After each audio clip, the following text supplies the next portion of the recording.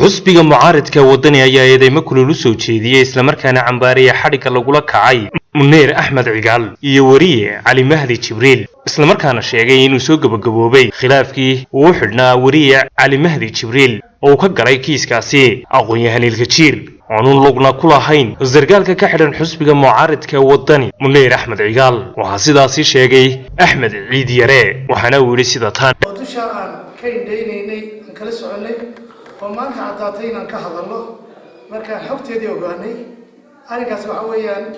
أنا منير أحمد عقال أو كتر سراكيشة حسب الوطني منير حركيس وحنودي المركب رقم بسيطة هيدبع وحنا وقاني أم بان حوقالو ناي إن نكلا على مهدي يو استيلين نكلا يراهو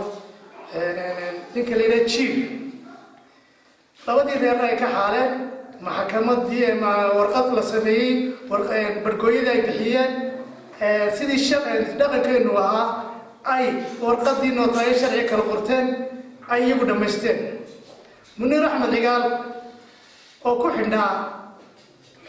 واد أكتاجني أم واد أكيس وحكى الله ساقبا وحنا عضاتي إنه حرية هاي أنا سياسات عن عمبارين وعلينا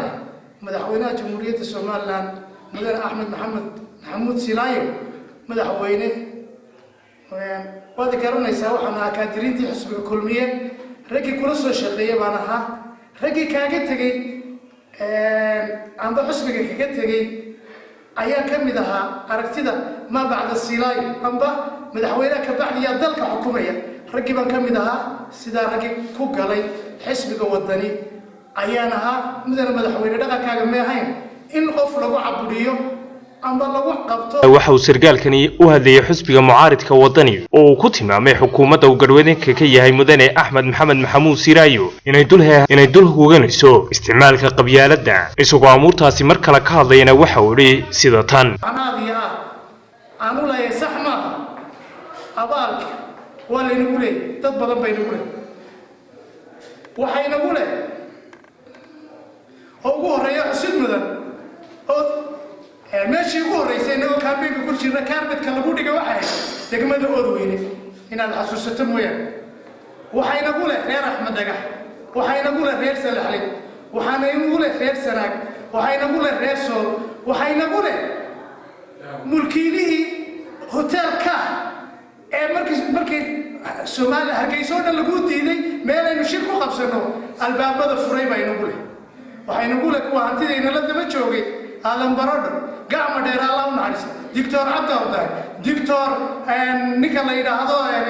وزير كريم قبوس الشيخ آدم سيرو محمد بيحيونس iyo degmooyinkoodi iyo tuulooyinkoodi iyo meelaha ka jeedaan iyo Soomaaliland oo dhan iyo reer awdal inta baabal bay nagu leeyahay TV-ga caalamiga Rayo caasimadda Soomaaliland Hargeysa